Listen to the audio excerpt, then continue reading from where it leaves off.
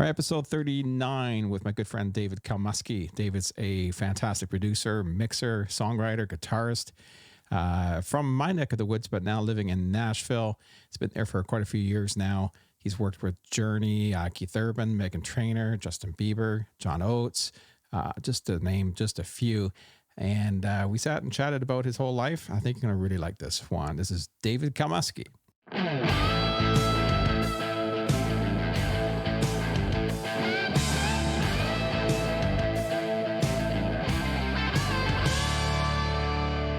All right, we're here with David Kalmusky. And David, we've known each other. I'm trying to think, I don't know how long, but since we're... I'm going to say 25. No, more than that, dude. Since we're in our teens, at least. Listen, I met you, whether you remember this or not. My dad came to the Walters family home and or studio and recorded on one of the early Walters family records. And you and I hung out when we were like 10 years old. Yeah. Wow. So I've known you 40 years. Well, I didn't physically have a studio here until I was about 14 or 15. I remember being in your living room, maybe for a rehearsal or something. Could have been, yeah. And then you guys might have gone to a studio somewhere. Like, what was the first Walters family record? Or like, how old were you? We did some in Wingham. At Ernie King's place. Yes. Yeah. I think my dad might have played bass on one of those. Could have been, yeah. Because that's kind of the first place I remember recording. I know we did some stuff at Shotgun. Remember that place? No, it was in Brantford. But that was later. I think it was Ernie King's. Yeah. Honestly, I think that there was a thing. I just remember, like there was someone my age. I was just tagging along. And I remember you and I hanging out. You were playing fiddle and drums. You were playing a little bit of drums back then, right? Yeah. And it's funny, I think there is where I got my bug to be an engineer at Ernie King's. And I remember not being able to want to leave the console and watching. I remember watching, and I can almost visually remember where the talkback button was on the console. And I don't remember what the console was. Obviously an old analog console of some sort, but I remember it was a black desk. I remember it being just dark black, and I remember there being a talkback button that I used. Hey man, it was a TIAC with a Tascam 4-track, or it was an 8-track, and it's funny. Jay Reel and I got Ernie gave us a key for that studio when we were 16, when we got our driver's license. Wow! And we would drive up to Wingham on a Friday night when Ernie would close the store. Yeah. And we would bring sleeping bags and food, and we would go down to that studio in the basement, and we recorded the theme song for the Canadian Olympic skaters, Champions on Ice, on a 45, like in Ernie King's basement, man. I mean, that was like, that was ground zero for all that stuff for me, for sure. Yeah, it's funny when you look back, you forget about certain things, and then there's a little trigger points when you talk to certain people, and first of all, I just want to say I never had a chance to really tell you, but I'm super proud of you and super happy where you've gotten and that you've been able to follow your dream, and you're in Nashville now, and you're the big time guy there and engineering, producing. No, man, not at all. I mean, you're doing really fantastic, and I'm super super proud of you. So I'm doing just as well as we've all done in Canada. I'm just in an environment where there's just more musicians here than in Stratford, Yeah. I mean, and anywhere in Kitchener and anywhere else, it's the same thing. But thank you again. But like, I'm one of us, like we are all doing the exact same thing. I made different decisions. I was still single. I didn't have a family. I wasn't really tied to anything. And I was still on the road when I was coming to Nashville with you a lot, like playing with McCoy and Landry and the Wilkinsons and stuff, and started dipping my nose in Nashville with making those records here. Yeah. And at one point just never left, just because I saw all of that opportunity and just all these studios. I mean, it's like in a 2-block radius, all the greatest studios in the world, Yeah. I'm just like a kid in a candy store here. So obviously my attention and drinking from this well And honestly, being a small fish in a big pond is really comfortable for me. Yeah. Yeah, that makes sense. Let's just kind of go back and start at the beginning, and since we've kind of gone back a little ways and chat about how you started, and now your dad was a pretty great musician, and was he basically your influence in why you got started in the music industry, or you just kind of had that bug in you?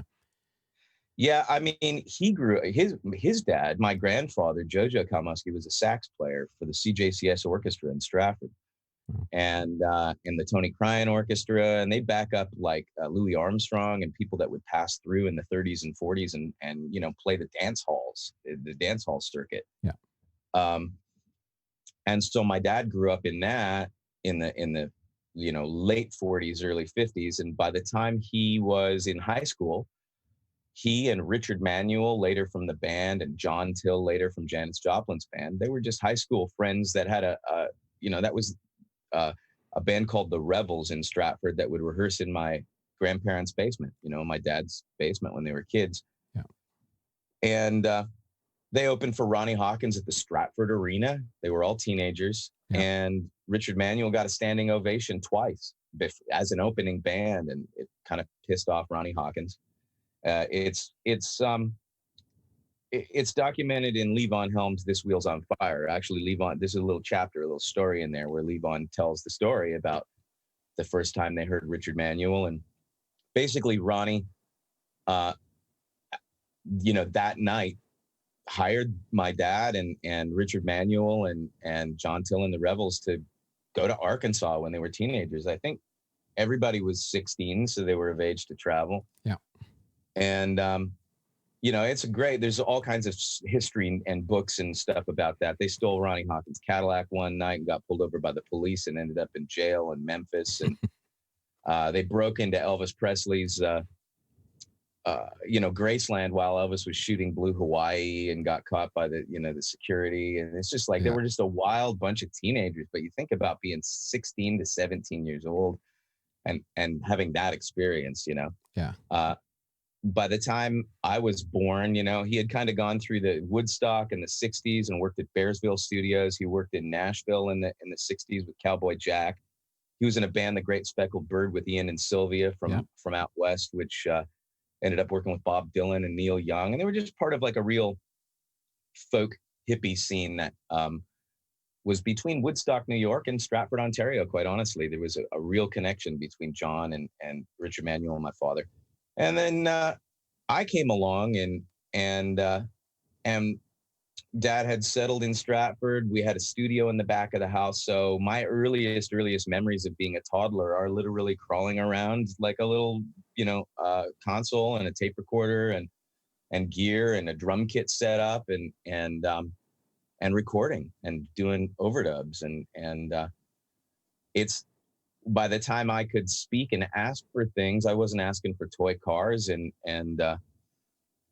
toys. I was asking for tape recorders and guitars and speakers and things. So my bedroom at 6 years old, I had a reel-to-reel. I had a crappy Telecaster and a film projector that we put a jack into to turn into a guitar amp. So I was like super nerding out and teching out stuff when I was a kid. Like a really young kid. That's pretty neat. I mean, I think it's rare that you find someone that at such an early age defines what their life is, right? Yeah, I never had to like guess or choose. I do also remember being in school a little bit older, probably in just grade school, kind of staring out the window, couldn't wait to get back home, just like thinking about the studio, which was the back room of our house, or even the stuff in my bedroom. Like I wasn't present and accounted for as a kid unless I was making music and banging around. And by the time I was 11, I was a decent enough musician to play with 15 and 16-year-olds in the neighborhood. Yeah. And so I was just the little pipsqueak, and they were teaching me how to smoke cigarettes and corrupting me. And I was 12 in a band with 15-year-olds. And by the time I was 15, I was playing in all the local clubs. Yep. And by the time I was literally my 16th birthday, I jumped in a van and went on the road. And I was in rock bands, and we played six-nighters in Northern Ontario. And I don't think we traveled out of Ontario when I was 16. I think we went up to like Marathon and North Bay and Sudbury and Timmins, and you know, the first trip sort of further west into Winnipeg and stuff was maybe when I was 17 or 18. But you know, that was it. I've never really, there's never been a transition for me. It's literally from when I was 6 or 7 years old till now. Yeah. And I'm sure you probably went through a lot of the same thing I did. And being a young musician, lots of times you're in a band with much older people. Until you hit until you hit now. a certain age. And now I remember when that transition happened, where I was all of a sudden, I was always the youngest guy in the band. And it transitioned into, we're all about the same age. Then it transitioned to, I think I'm the oldest guy here. I don't think I'm cool enough to tour with some of the artists I produce. You know, I mean, I don't know if I'd get the guitar gig anymore. Oh, I'm sure you would, but it's a different feeling. Like I always felt when I was younger, and you're hanging around. Gosh, I think I'm still in my teens or very early 20s, but probably my late teens. I was doing some events for CKGL, and they had the Roadshow band with Wendell Ferguson and sure, and all those the old guys. Yeah, which at the time I thought, you know, I felt they were the older guys, right? I mean, Sure. I looked up to them, and that was Code of the West, and I remember all that. Yeah, and CKGL Vic Folliet he would hire me as kind of I have no idea why, because I wasn't part of Code of the West, but he would just hire me to be the fiddle player, an extra person in the band. Sure. And I would show up and do these things, but I was always like, I felt comfortable sitting in, and I was no problem hanging in and playing the parts and doing everything. But I always felt so uncomfortable. Like I wasn't quite old enough to be their buddy, but there's, like I said, there's a little bit of a social disconnect when you're that young. Yeah. You know, it goes away in your 20s, and everybody's just, you know, it's kind of a level social playing field. But yeah, when I was 16, I was playing with 30 and 40-year-olds in Stratford. I was playing with some of my father's generation, you know. But the nice thing was, there's also some mentorship. Like some of the older musicians, some of them have passed away now in Stratford. I had a friend named Ronnie Weir, who was a bass player in Stratford, played in all the bands that I was, you know, 15 and 16, and they were all 30 or 40. And Ronnie would make me cassette tapes of Albert Lee and Vince Gill, and like turn me on to guitar players that, you know, he had his ears on Nashville and different stuff that you don't have access to in Stratford, or you know, I wasn't as worldly as these guys. Yeah. So he'd send me the new Bonnie Raitt record when it would come out, or just like really cool music, and always be musing me with cassettes and things to listen to that would take me out of my sort of rebel teenage bedroom, where I was mostly listening to, you know, Black Sabbath and Van Halen, you know. And so that's a really cool, interesting mix and merge, and the diversity that older crowd gave me and you and a lot of us, I think, gave us the chops to be able to sit in and play on a lot of different styles and genres, and not just respect it from afar, but actually be a part of it, you know? Yeah. And you think back at that age, I don't think you realized how much you were soaking in, right? I think you were taking it in and you were learning, but I think now when you look back, it's really, man, I learned a lot in those years without really knowing that I was learning a lot. Well, and you think about how hard you work at it when you're really, really young, and you don't have like a studio and a life and an agenda and a checkbook and all of that stuff. During COVID, especially when things shut down, I was like, I'm going to practice. I need to be a better drummer. You know, I've got drum kits set up here. Nobody's coming into the studio. I'm going to practice, you know, I'm just going to get a little better. I'm going to practice some foot autonomy. I'm going to do my paradiddles. And I go out there and, you know, practice for 10 minutes. And then, feel like I did something. And then, 2 weeks later, I would only did it 5 times for 10 minutes each. And I'm not really that much of a better drummer. And then I'm like, I used to go sit in my room on a Saturday afternoon at noon and play guitar all day until the evening, until the wee hours. Like we'd practice or just sit in our world for, 8 or 10 hours a day, every day as a young musician. Yeah.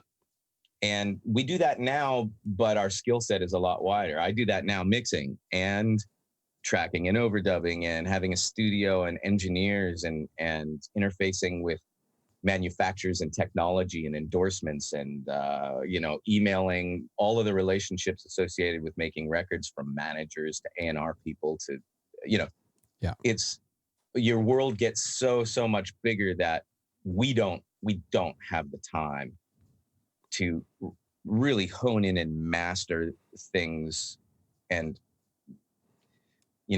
get the same kind of exponential growth that we had in those younger years. So that definitely formed who we were as players. Yeah, I really miss those times. I think, even thinking back now, and I was lucky. Like I mentioned, I think when I was 14 or 15, my grandpa was such a great builder and influence in my life as far as music goes, and he would just kind of do anything for you, right? And we were making albums, and he seen that I had an interest in all the studio stuff, and I don't even remember the conversation, but I remember all of a sudden it's like, and this is something we've always done. It's like, okay, let's build a studio, and before you knew it, there's wood coming in and crazy. You're framing up, and I remember I'm sitting in the same room right now, and it's I remember framing this up with my grandpa when I was unbelievable 14 years old. Yeah, and you just went and you did it, right? And all of a sudden, I think back at the days where you didn't have YouTube to quickly figure something out. I mean, there's so many times now you get a piece of, okay, how do you do that? Just okay, let me just YouTube this. Instead of sitting down and really figuring it out, you don't have time to do that. You just okay, I got to figure out. Oh, okay, this is how you do it. And bam, where you go.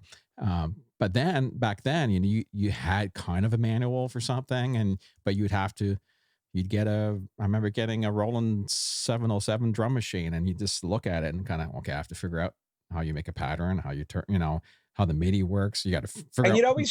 You'd always, rely on the wisdom of the wisest person in the room. Yeah. And so for your grandfather, he knew how to build, he knew how to frame. He explains, that the 16-inch centerings were for a reason, and here's how you wire something, and it's that and sitting around a piece of gear. I also remember like the first sound tool system, trying to get it to sync to tape, and nobody really knowing how to do that, and just kind of staying up all night and playing with time code and striping the tape. And then the moment you get it to lock, it's not just a celebration.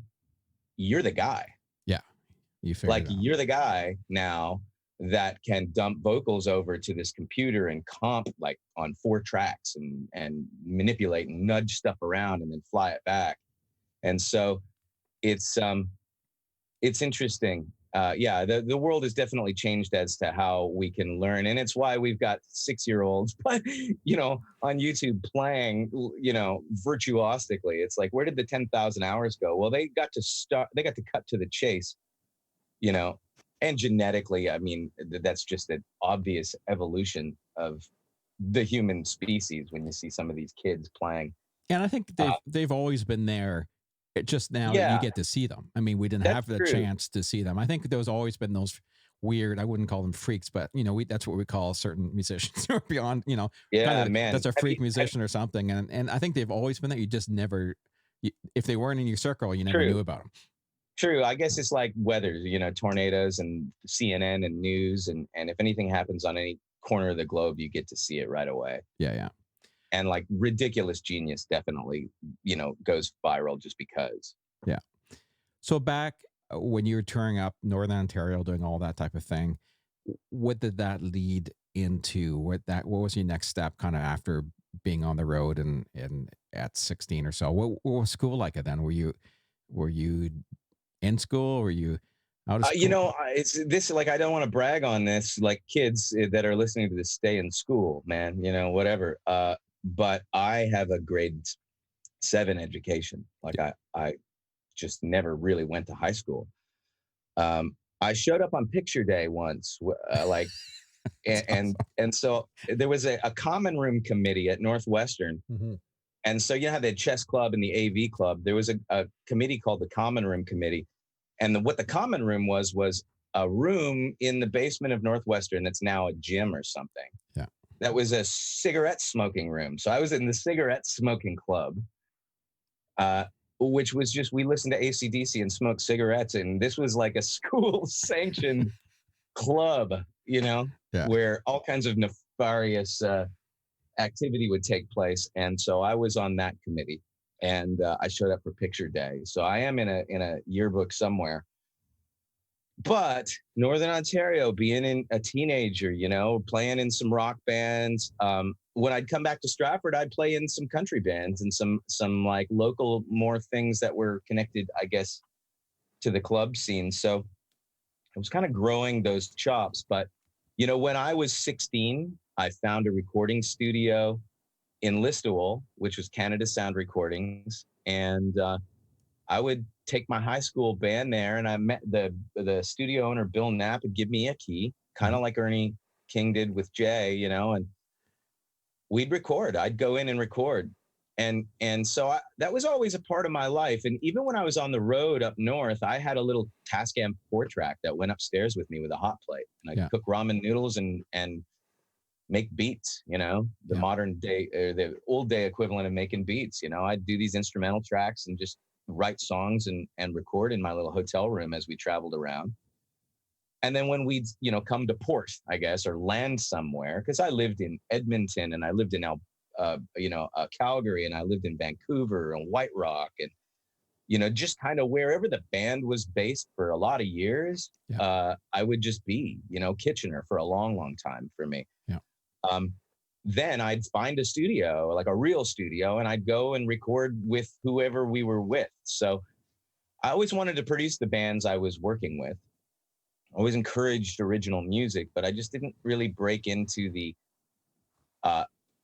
national recording acts, I think, until I actually landed in Kitchener, and then became a part of the scene that you and I met in, which was sort of a Rick Hutt-centric scene based around Cedar Tree. Yeah. I played in Jamie Warren and Kenny Munshaw, Lonnie Wallace, actually, too. Yeah.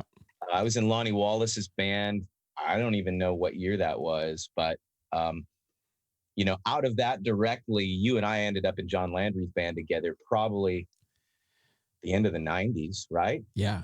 Yeah. 99, sure. 98. Somewhere in there. Yeah. Know? So 22 years ago. Wow. Crazy. And then that was a great blend of just always kind of being a part of artists' recordings and records. And I would take a few of those bands, you know, I got to, as you did too, we both got to produce Jason McCoy and record a bunch of stuff, you know, between all of us and Scott Baggett, and take part in the McCoy records. And then I, you know, got to produce the Wilkinsons and Chris Cummings and just all the Canadian acts that I was, you know, originally kind of hired as a guitar player. My reputation and our reputation, we became an option as a producer, and had some success and accolades, and did stuff. And in some of those Canadian records, you know, I'd start to dip my toes in Nashville when I was allowed to. If the material was CanCon, and like the Wilkinsons wrote a lot of stuff, which was great. So we could do some CanCon records in Nashville. And then that, you know, by the early 2000s, then I was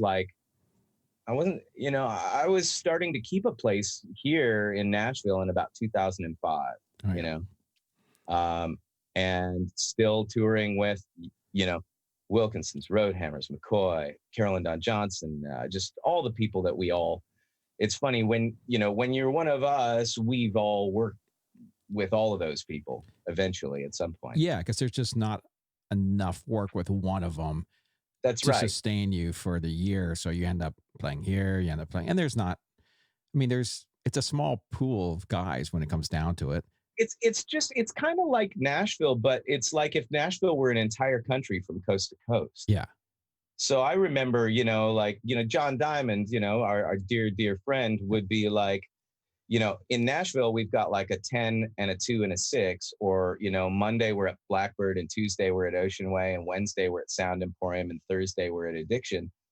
It would be like, hey, Johnny, can you do a session on Tuesday? And he's like, oh, no, I'm in Saskatoon. Yeah. Recording, and then it's like, but I could do Thursday. And it's like, well, what about Friday? No, I'm in St. John. Like he's got his base on a plane because he's getting sessions pretty much around town, and town is Canada. Yeah, exactly. Yeah. It's just, you just get somebody when they're available on the day. I think my peak, and I don't know what yours is, and we probably all have a very similar thing. I think I counted 11 acts one summer. I had 11 binders of charts, and it was, like Diane and Landry and Kenny and Jamie, and just, it was there were 11 different sets of charts, and that was a, unbelievably busy summer of, or a year of 70 to 100 dates, but it was across 11 artists. And, when you get to Nashville, you can do that with one artist. Exactly. And you keep busy the whole year because there's so many places to play. That's always been my, I'm not sure what the right word. I've always been bummed out the fact that, and I know we've been on gigs where you go to a festival somewhere and you're up on stage with somebody, and you might have ran the tunes the day before or in the trailer that day, and you go up and you play the show. It's always great. And we always would get it done, but it would be never like, the American band would roll up and they come out and they'd be so polished, right? Because they've just done 800 shows in a row. Yeah. And it was always so frustrating for me as Canadian artists to try to compete against that, because there wasn't a budget to sit and rehearse for a week before and all that. So it was always, I've always saw that it was like frustrating. But if people knew what we actually just pulled off, we were always flying by the seat of our pants. It's funny. Mm-hmm. I haven't really been on the road now in a very long time. Yeah, me either. And I still have dreams. I still have like anxiety dreams where I'm standing at the side of the stage. I'm about to walk on, it's usually an A-list band out there. It's maybe the Ryman or something really important in the dream. And I'm realizing that I haven't learned the work tape. Like I haven't even heard the material, and they're, and we're walking on. That's like, some people dream that they're naked, or they forgot their pants, or their teeth are falling out. I have like the side guy fear dream of not being prepared, or not remembering the hook, or not remembering, because we were kind of traumatized by that, especially, being the lead guys. Like, we got to set it up, man, sometime, Yeah. That's the strangest feeling when you look down at the name of the song and you have the intro. You just don't know. It's a blank. It's just like, I have no idea. You got the head, like you've got the hook. But there is something about the thrill of that I really miss. Sure. Yeah. It's crap in your pants, but you just waited for that first downbeat to kind of just. It seems to kind of sneak in most of the time, you know. I have one or two horror stories over decades of traveling where it just didn't come, and or the capo's on the wrong thing and I'm the guy setting it up or whatever. I mean, I'm sure we all have that stuff. Yeah. But that was fun. I mean, it's I think probably as you were transitioning out of the live stuff, doing the touring stuff as much, I basically was too, as we started our theater here at the property, and then I just wasn't available in the summertime for the gigs. I was doing shows here, so I just started not being called because I was never available, right? So I just kind of left that. I haven't really gone into that scene since then, but I certainly enjoyed it a lot, and I feel for everybody now, especially with everything going on with the COVID thing, and It's And rough, man. yeah, I mean, a lot of our friends are just not touring this summer, and a lot of people are really reinventing themselves as well too. So, I'm lucky, super lucky. I was actually mixing 2 records, and I had a full summer that canceled on me, but I had a bunch of work sort of queued up that's starting to thin out now as people are starting to kind of poke the bear at getting back to sort of figuring out, you know, if we can recover some of what we had postponed. So, yeah, makes sense. super, super lucky to have just, you know, kept my head down and had some work to burn through this. And we're starting to reschedule and trying to be really, really safe and respectful to everybody. Yeah, makes sense. So, talk about your actual move to Nashville and what made you do that, and what that was like for you. I know you saying you were going kind of back and forth, but what what was the kind of deciding factor, and what made that final decision for you? Yeah, well, by the time I was like had a mainstay in Nashville, like a regular place to crash. I bought a car here. I had some friends here. Like it kind of started to feel more and more like home. Yeah. And I was bringing work here. So I'd come to Nashville and I'd hire a bunch of Nashville musicians, and I'm their, like I'm entering on the level. Get to be in a nice studio. I'm the producer. And it started out like we had talked about, where I'd always kind of been a part of a band like you. Mm. We'd produce a band and then we go out and tour. So when I was in the Wilkinsons, we were doing records. I was producing them, and then I'd go out and I'd be the road manager and the guitar player. It was just sort of like, Yeah. Being all encompassed. And so residually, as an artifact of doing that work here, while I was working on a record, my phone would start to ring, and people in Nashville would call me to mix a record or come play guitar on another record, or cut some vocals, or I edit, like anything. You just like the studio stuff and all the skill sets that I had. So I wasn't necessarily returning right back to Canada after working on one of my records. I was hanging around for a little extra, playing on other stuff. And that just got actually really big and really busy, to the point where I rented a cottage from Paul Skolton, who was at the county queue. And it had a control room, enough for like a little console and a rack of gear, and a little tiny tracking room that was not big enough for a drum kit, but like just some guitar amps. And Yeah. it was kind of my first sort of mainstay. And honestly, once I had that room and I could do like all of my work here, I still toured, but instead of my return tickets always coming to Toronto, I just always kind of returned to Nashville. I had a car, I had a little studio room here. Yeah. I rented Jason and Shereen McCoy's house for 15 years, man. I lived in that house. They just actually sold it this year. I was still there. Yeah. So the community just kind of won me over. There's so many Canadians here that I was connected right away.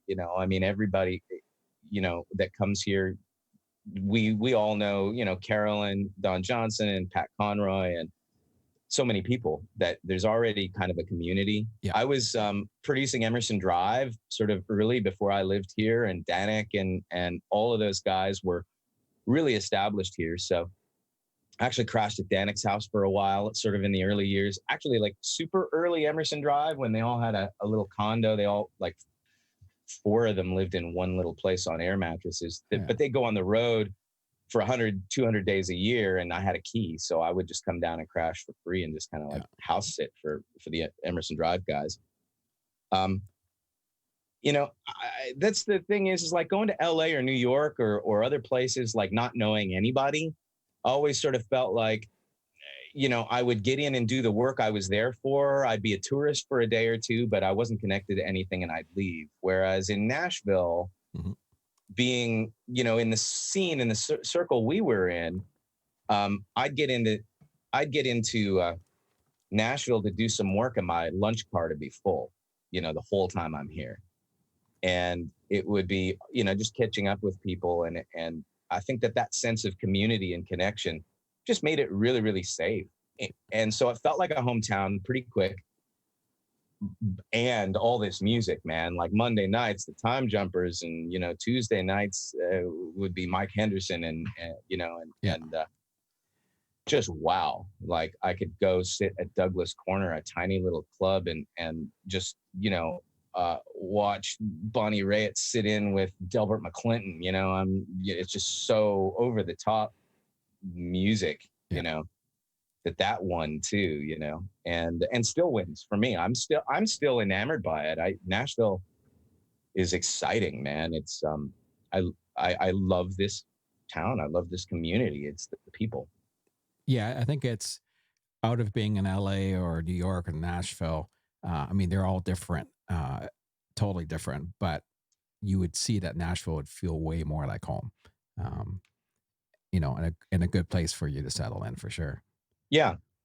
So how did the studio and the audition, how did that story all come about? I've heard little stories from people here and here, but I never really heard the story from you and how this all came about. Well, you know, I'll try to, you know, it traces back to the beginning of time. It's funny, you know, like I like these little exercises where I can actually pinpoint moments in my life where if I had stopped to tie my shoe, I wouldn't have met somebody. And then my whole life would be different. You know, I literally stopped to tie my shoe and met, you know, my girlfriend at the time who I lived with for 5 years, you know, and so we tell that story. I feel like Nashville is very much like that. You know, it's like this extreme tapestry. You work on so much music with so many people, like hundreds and hundreds and hundreds of people, musicians and producers and, you know, just demos and songs and projects and albums. It's just so interconnected that it kind of led me to be recommended to work with Madison Kane, you know, a young artist who was like singing and songwriting and doing a bunch of stuff in town. And she was like 14 or 15 and came over to my studio. And I think I just made her more comfortable than a lot of people. And I really got into like shooting mics out because I'm a super nerd. And I set up like 8 mics. I'd never worked with her before. And I spent, you know, you and I are mixers. So I also spent some time like dialing stuff in and, you know, making the tracks sound awesome for the headphones. They were just like rough tracking sessions and I'm pretty quick. So I don't know. She was just sort of new and hadn't had a lot of studio experiences.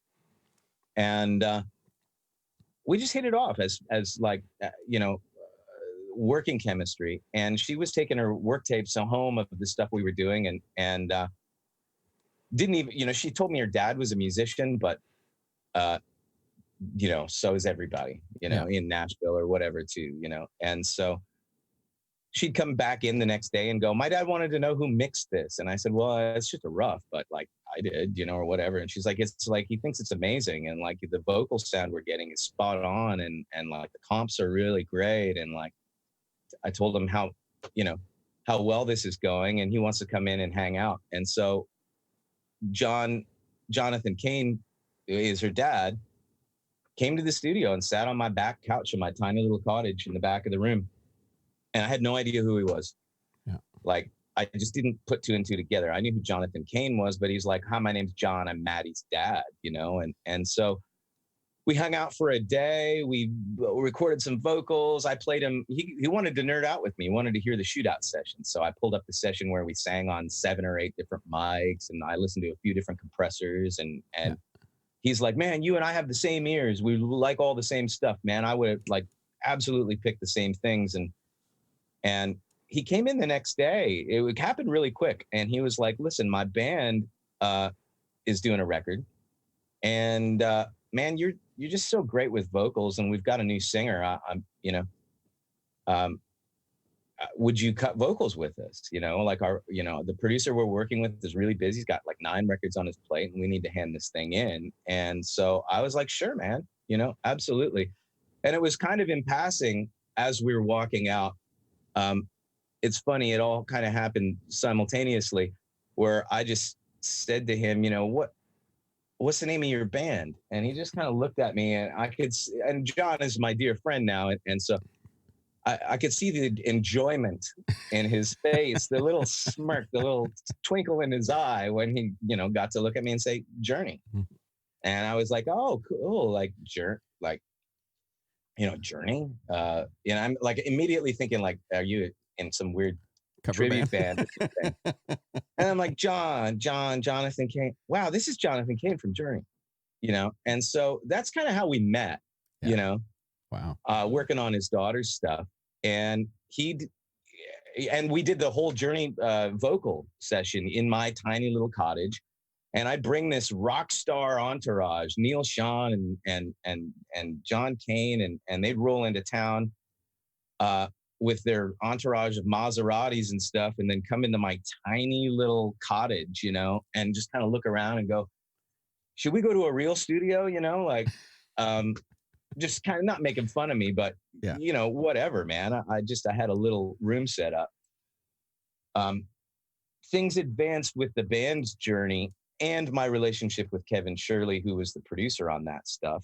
Kevin had a John Hyatt record and I think a Joe Bonamassa record. He just had like 6 records on his plate. And John and I had become such good friends, and I was mixing a lot of stuff.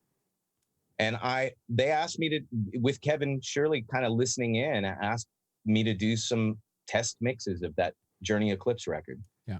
And so we picked one song. I obsessed over it. I mixed the shit out of it, handed it in, and I got carte blanche and got hired to mix and master that Journey Eclipse record. So I was kind of coming up in the ranks. And then, John and I, through that whole process, we went into a real studio. We blocked off Quad Studios, and I mixed that in the Neve room.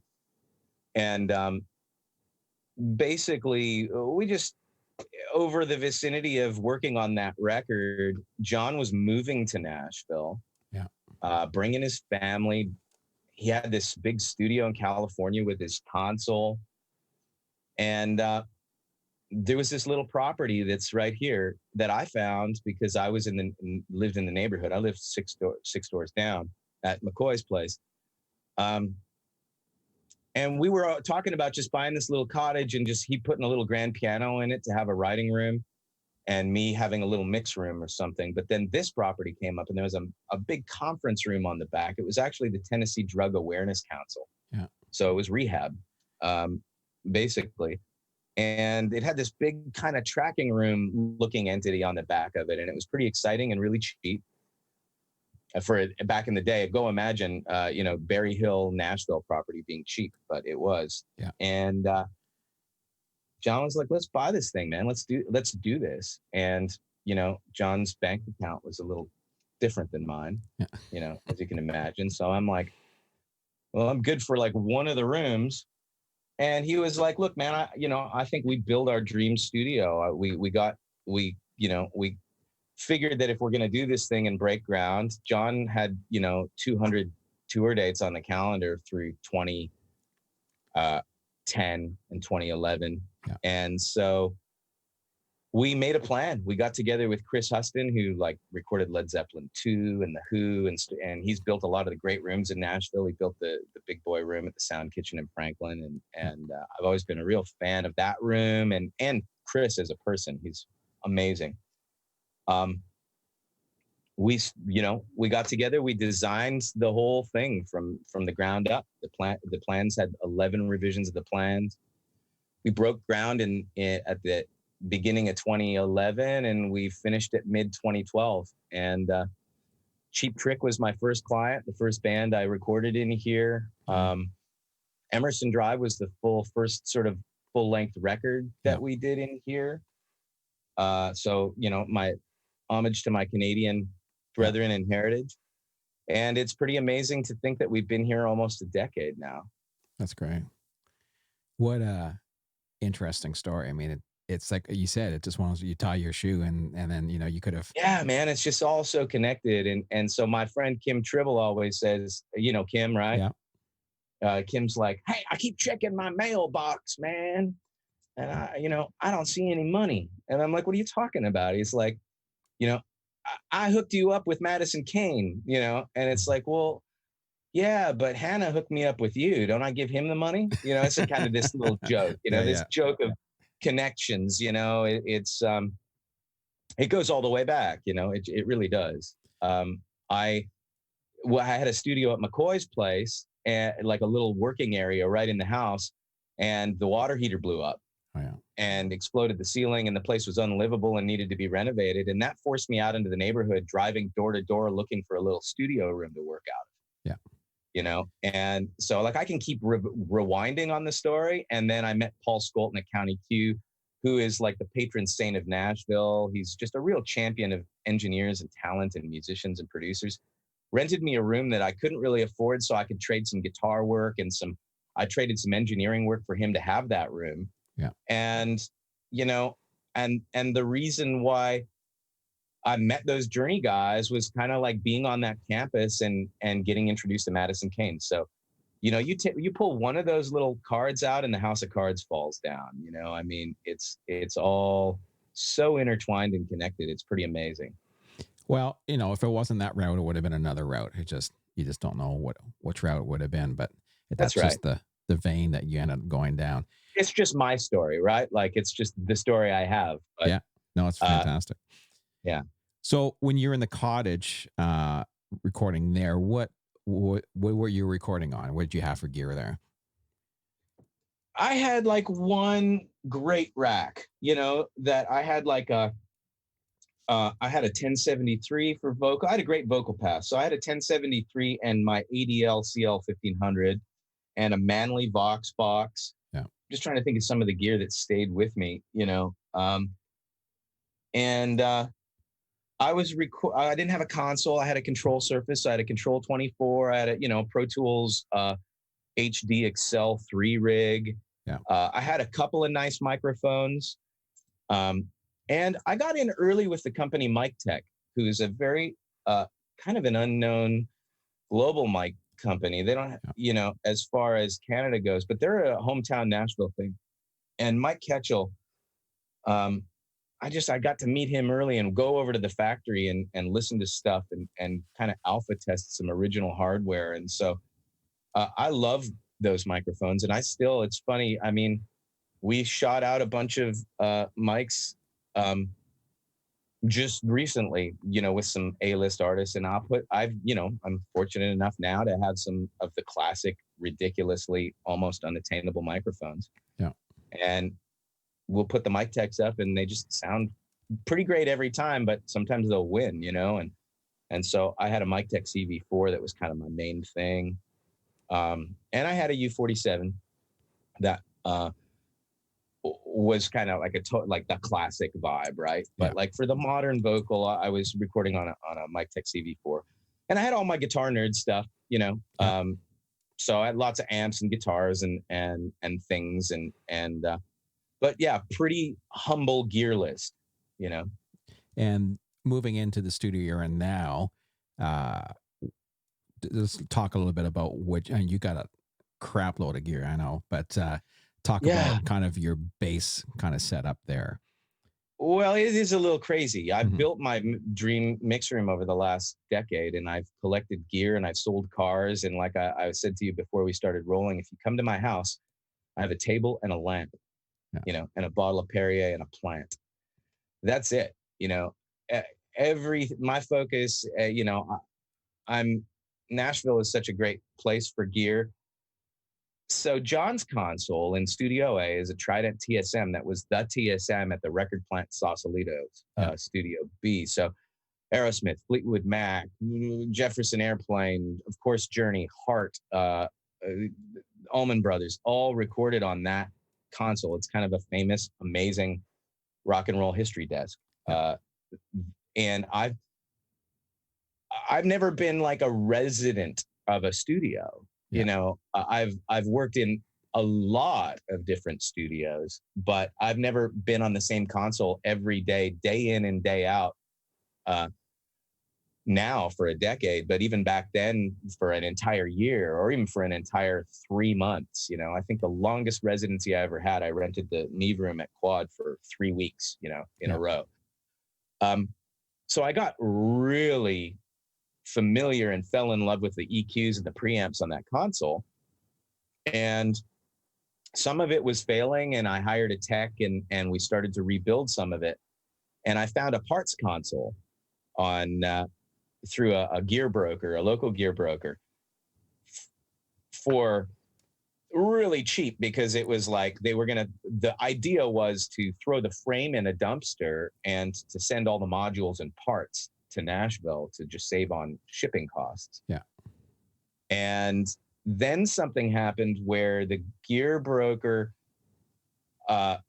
had somebody that wanted to buy the console all intact and already paid the shipping, and it ended up anyway, this desk ended up in Nashville. The person who originally agreed to buy it bailed. I got a call from the broker saying, remember that desk that you were going to buy for parts? Well, it's here in Nashville. And rather than us throw the frame in the dumpster and just give you the modules, you should come look at this thing. It's amazing. In fact, it was in way better shape than John's. It's unbelievable, actually. Yeah. And that's my mixing desk. I actually called Jonathan. He was going to buy it. Like, I called him and said, hey, I found a parts console. You need to buy this. Here's the contact info. And so I actually called John and said, dude, you're not getting your parts console. I just bought the Trident TSM for the mix room. And it's my desk, and I've mixed everything and overdubbed everything, and now I track on a TSM in A and I mix on a TSM in B. And so and since then I've bought a Trident Flexi Mix console that, was designed for Queen to record Killer Queen in the remote trucks. I'm a total Trident nerd. Yeah. So that's the main sorry, it's a long ramble. No. That's the main staple of this room, is the Trident desk. And then there was a kind of a bit of a fire sale for House of David, which is David Briggs, the piano player for Elvis Presley, sold a bunch of gear from his studio. And I got some cool old classic compressors, which is a 175, a 176, some 177s. And that, once I had my hands on those things day in and day out and could hear the harmonics and the beauty and the greatness of it, I got a little obsessed, and I still audition a lot of gear. I'll buy a lot of gear on eBay. I'll listen to it. Yeah. And if I love what it does, it gets put in a rack. And if I don't, I just recirculate it and I sell it. And I've been doing that now for a decade. So the ridiculous wall of gear behind me, it's I've got an original Gates stay level. I've got a Fairchild 175, 176s, just lots of all my favorite stuff. Some really rare stuff, like a Yuri 1A that's Wow. a limiter that was made to broadcast propaganda speeches during the Cold War. It's the only military spec limiter that Yuri ever made. And they only made like 80 of them. So there's just not, they came from a broadcast tower, and it's like the world's greatest vocal parallel compressor. So because I have this world, I interface and work with a lot of the guys at UA, and I work with Acoustica Audio. I did some presets for the El-Ray plugin for Greg Wells, and I interface with a lot of technologists that model and kind of make our favorite digital counterparts of all this gear as well too. That's awesome. What's if you had to turn around and look at the racks of gear, if you had a fire in a studio and can only take one piece, what would you take? Oh, the Fairchild. I hate to be cliche, but like the Fairchild. I waited my whole life, and so but it's heavy. It's hard to carry. I mean, honestly, big, huh? Actually, to tell you the truth, like it's my hands. My dad's old bass you can see it up there. Yeah. And the old blonde Telecaster that was my dad's, so there's two hands. I'd run out the door. Everything else can burn, I mean, that's it. That's kind of what's left of my dad is in this room, as far as his musical ownings and legacy goes. Yeah, that's pretty awesome. And I think there's something really great to be in the same room, working on the same gear, getting to know all that stuff. There's a level of comfort in that. And it's been interesting with this little extra bit of time that we have now. I've spent some time and been watching some of the Pure Mix interviews with some of the different producers and engineers, and just kind of just, hey, let's just check out and see what everyone else is doing. And the latest NAMM show, I sat in a couple sessions, and it was kind of neat seeing what everybody does, like, someone like Clear Mountain or something like that. And it's Yeah, just, it's fun looking under the hood. It's just like yeah, sitting in on a session with another really great guitar player and nerding out with them afterwards, you know? yeah. But you find they've all kind of settled into their own space, and they have their gear that they like, and they have their workflow that they work in, and they just have it Even down. Yeah, even though a lot of us have 1176s, none of us hit it quite exactly the same. And so like everybody's room or gear or plugins, it is like a thumbprint. I mean, everybody really just kind of does their own thing according to their ears with it. So that is fascinating. And I've gotten to, collaborate with some of those fellows and pick their brains and invite them over here. And I've gotten to work with some pretty high profile producer engineer folks, and it's amazing. We all have a love for similar things, but a different use for it, and just kind of a different way. People will just get their sound. Yeah. They just get their sound. Yeah, and you either like it or you don't. It was Yeah. interesting. I think it was on Pyramix. They had one of those things where they'd send a song tracks to a bunch of engineers, mixing engineers, and I think Greg Wells was one. I think, but just a whole whack. Maybe about 8, 9, 10 different guys, and it was amazing. I kind of waited until everyone finished their tracks, and there was a little video with it. You could listen to the track at the end.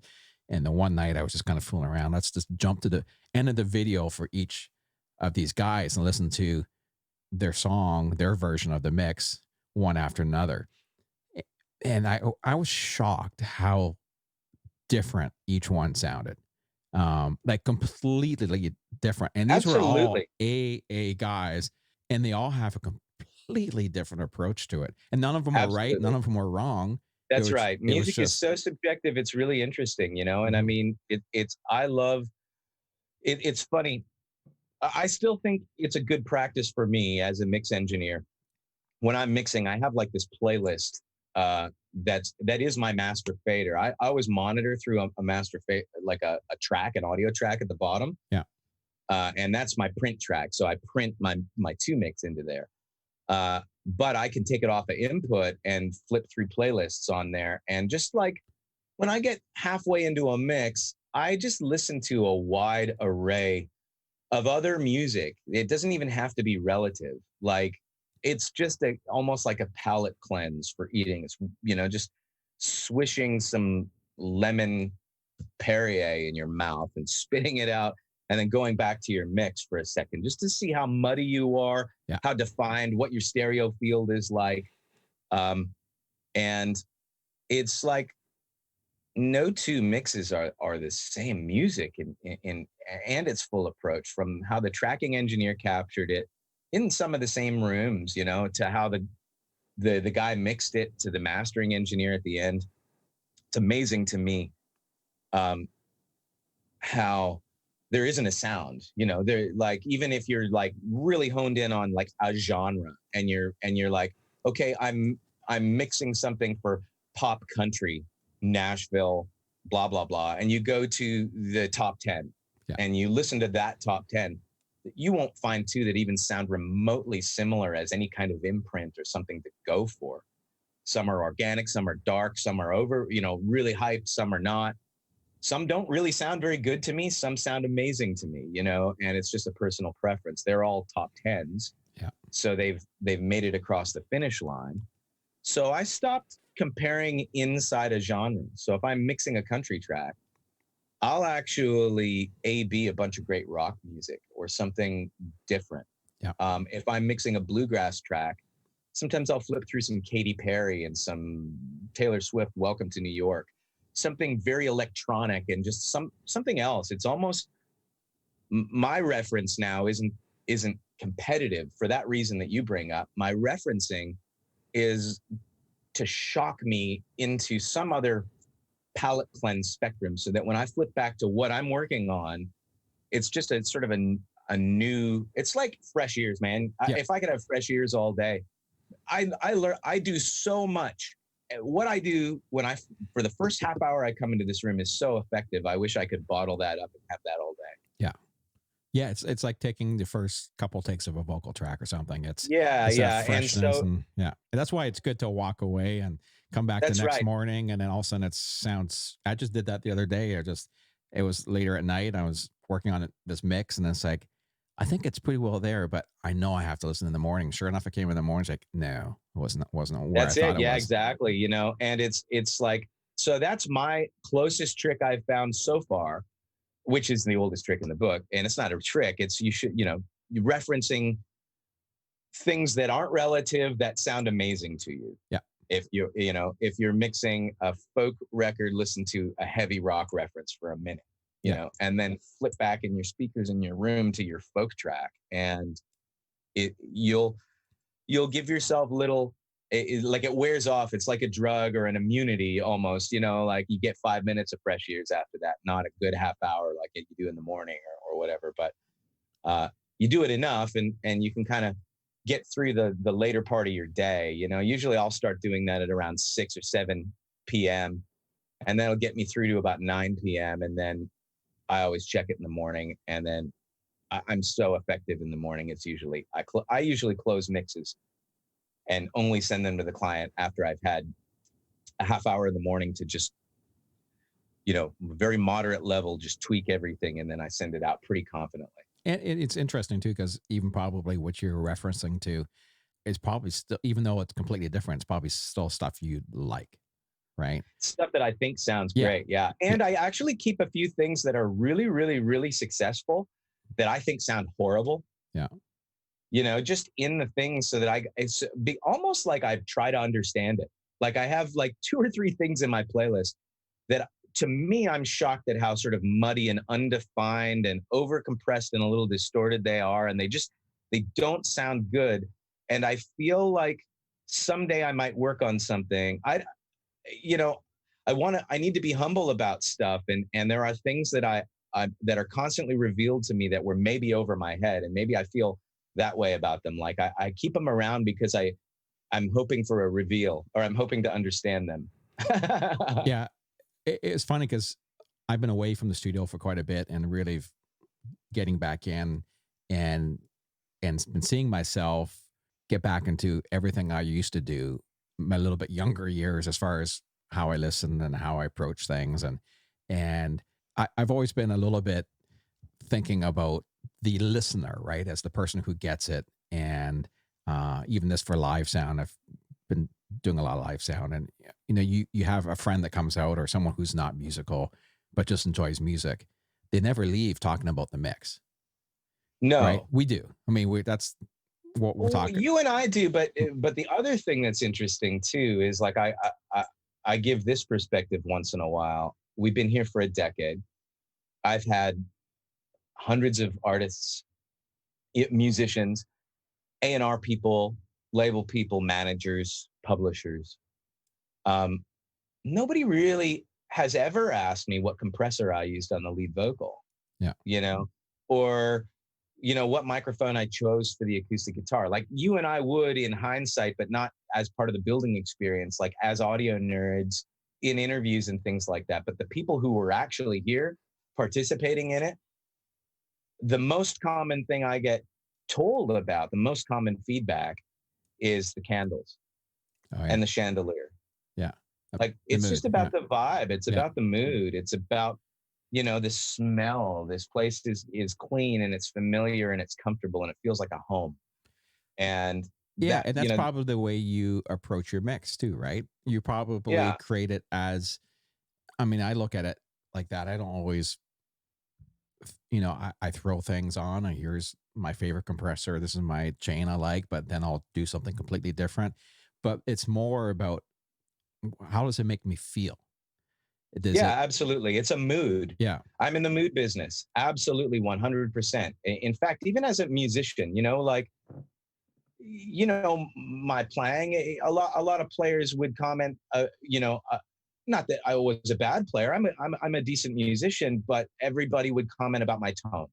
Yeah. which was always a compliment to me. It's like, and other guitar players would come to me and ask me about amplifiers and speakers. And Paul Chapman's got a pickup. I found him in the bridge of his guitar. And I used to fix Petico's amps for him for some guitar lessons. But I was always like really into the sound of things, like, and how that kind of operates. And so as a musician, I would always associate that. And as a guitar player, if I need Brent Mason, I'll hire him. If I need, shredding, like virtuosic musician on top of it, absolutely. I'm not necessarily that guy. I'm a mood guy. I'll play a part. I'll play a sound. I'll accompany the song, and that's worked well for me in Nashville. I mean, because if you're like the hottest picker in town, there's always kind of somebody that that's going to come kick your ass at some point. Yeah. But if you're a mood person, then everybody needs mood. I decided to kind of be that, and it wasn't underachiever. I didn't stop practicing, but I just changed my perspective into getting into sounds and parts, and I might have a few more guitars and a few more amps and things to just go a little bit wider in that area rather than like a bag of chops on one instrument kind of thing. Yeah, no, that totally makes sense. So a couple more questions. I know we've been chatting for a bit, and you have to edit this down to like a 10-minute podcast or something. I'll just speed it up. It's like, what did you say? A little nerdy, couple things. Yeah, let's go. We're nerds, man. Yeah, that's why we've been talking so long. Yeah. Mix bus chain. Yeah. Do you have a go-to mix bus chain? So I'm completely hybrid here. Like I am equally as much of an analog guy. I'm a technologist. I love plugins. I love technology. Yeah. I have a record cutter from 1938 sitting beside an iPad running alpha software that won't be released till 2023. Yeah. And I use it all. It's also cool to me. So my mix bus, I love Sound Theory Gulfos. It's kind of the first thing. Yeah. It's like a miracle plugin just for a little bit of clarity and punch. And since the day I auditioned the trial, it's never been off my mix bus. It's the first thing that my mix goes through. And then I like the Fab Filter stuff a lot. And so I have like, just for more real precision, being able to grab at something and it's a bit more surgery, on a mix. Yeah. I have a Fab Filter Pro Q that follows that.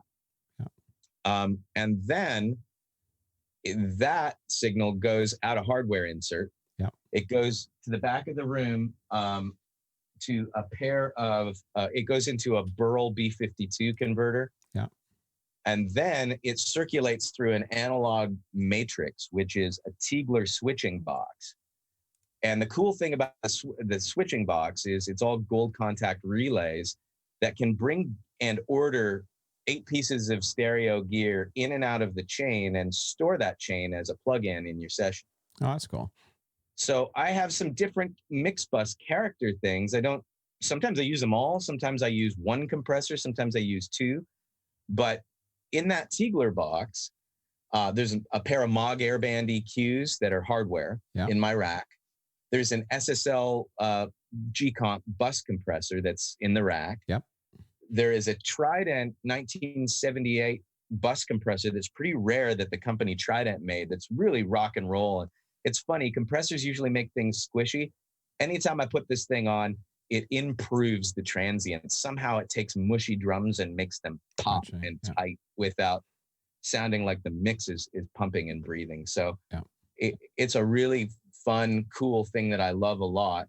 And then it goes to the Fairchild 670, and then it returns to another Burl converter. So there's like a loop. It's a complete hardware loop. Yeah. So then now it's back in Pro Tools. It's the third insert. Then the fourth insert on the mix bus is kind of some limiters, almost like You know, everything it's got to go out pretty hot these days, you know. I don't want to lose mixes with a first time client. Yeah. I'm actually really conservative in that realm if I'm secure, you know, like if I'm definitely the guy mixing the record, I'm not going to slam the crap out of everything other than the daily refs that go out, Yeah. so that people don't panic. But you know, some of the more transparent limiter, interestingly enough to me, is a Massey CT5. I can almost get that. You know, I like the little limiter thing on it. I like compressing it and driving the output of that unit a little bit. David Bendith made a plugin called The Wall, which is a really modern limiter, more rock oriented. And I have that. And these are choices. These are like in my mix template, these are all set to 0. So they're just passing audio. They're not really doing anything. Yeah. And then I also have an old-fashioned Waves L2, you know, as an option and or a choice. Yeah. And then I like, not because he's my friend, but I like Greg Wells' Waves offering, and I have that on the 2-bus doing nothing. Yeah. But Greg Wells has got like a mix centric, and it's a one-knobbed little trick. Yeah. You know, and it just clears things up. It adds a little bit of fun compression. It's just a nice thing. So those last things that happen after the burl are all set to 0. They're little grab bags depending on the style of music, depending on how smashed I need to send something out. Yeah. Obviously, if it's like a bluegrass record, I'm using the Massey CT5 quite honestly, because it's sort of the most transparent, less destructive pass through that I have to be able to bump up the level. If we're going for modern pop slamming, I'm just kind of tweaking up a combination of those things to kind of get it hot after the fact. So yeah, that's basically the whole mix bus. Cool. That's really awesome. If you had a piece of gear that you don't have now that's on your list that you like to get, what would it be? Okay, so I still have my wish list, a pair of Spectrasonic 610 mastering compressors. Yeah. More microphones. That list will never end. Yeah. I could have as many classic microphones as, you know, another U47 would be great. So I'd have a nice kind of, you can't stereo pair those things too well because none of them sound the same though. So, you know, the Upton 251s are pretty damn great microphones for a modern mic with a classic vibe that are pretty matched, you know? So that's on my immediate list. Boy, yeah, like Gear Lust, it just goes, I could just probably cite off tons of stuff. I don't think it ever ends. And so I audition a lot of stuff, and it's funny. It's not all ridiculous. You know, my favorite vocal de-esser that's in my vocal chain, I have a really elaborate vocal chain with parallel stuff and all kinds of things. But it passes 100% through $149 Orban de-esser. Oh, really? Like the Orban de-esser to me is like the perfect thing. It's a one knob little, you reach for it, it'll never lisp the vocal. Yeah. It'll always just grab just what it needs, especially for really sibilant girl singers. And so it's not all about Fairchilds and 175s. I have a Compex limiter on my drum bus as a parallel. And I talked to Phil Moore, who makes retro instruments gear, and I've got one of his 176s as well.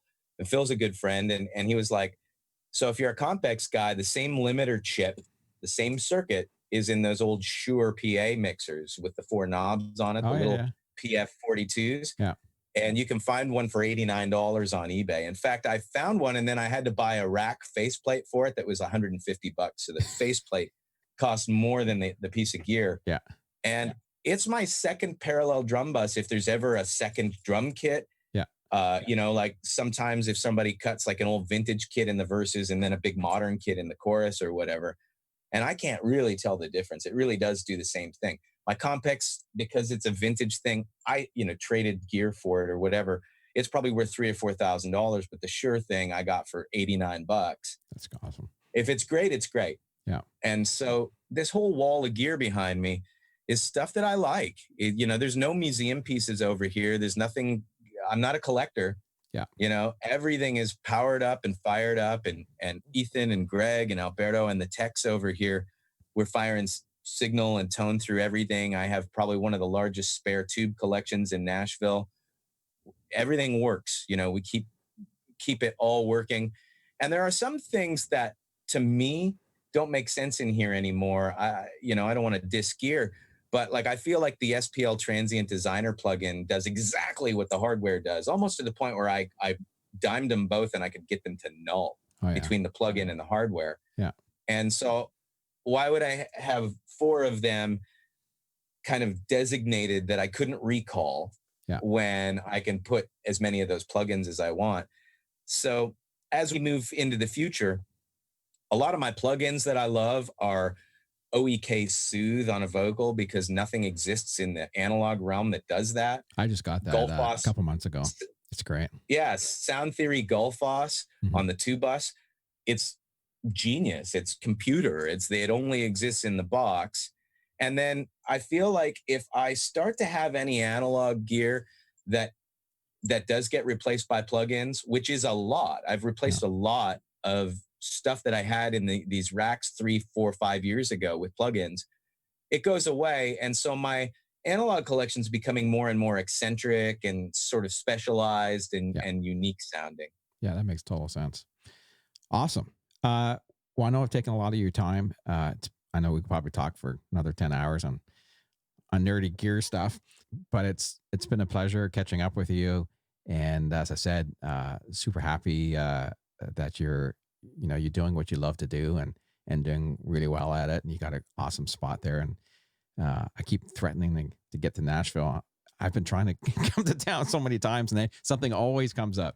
And and I missed you the last 2 times. You came and played the Rhyme, and I think I had some sessions, or I was out of town and stuff. But we definitely need to connect and just make a trip. Like when the world is safe again, and we all have free license. This is a nice wake-up call for us to all stay connected and just do the things that we've got on our list for sure. So I'd love to hang out and have you here and let's make a plan of that. We will for sure. That's been the one great thing about this whole staying in place, is that I've been able to reach out and connect with some people where you didn't have time to really sit and chat and have had some good chats and kept that conversation going. And that's important. I think everyone gets, you have your close friends, and you get busy and you're trying to just at least keep in touch with a few of those really close friends. And then those ones that mean a lot to you, but you don't see all the time, kind of once a year you see them, or they come through, or you happen to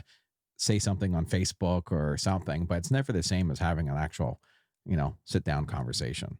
And I miss that. No, I agree. Mm-hmm. And Nashville is great for that too, because eventually everybody comes here. So I get to catch up with all you guys because, Shane and Stacy have come through and just everybody, Woody's come through here. You're coming through here all the time. So it's such a hub. I probably will see everybody more in Nashville than I would if I were living in Stratford at this point. Yeah. Yeah, that's true. Right. I find I have a really good friend that I used to do a lot of production work for, and we used to do these shows together, and he lived in Vancouver, and he moved to Toronto, and I was like, awesome. I never saw him. And now he's moved to Winnipeg.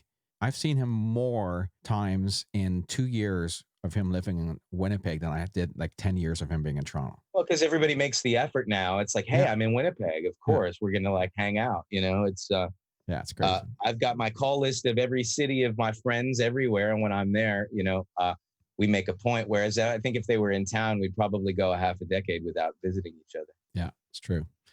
All right. I'll let you go. And thanks again. It was awesome chatting with you. And if anyone wanted to follow you on the socials, what's the best way to stay in touch with you?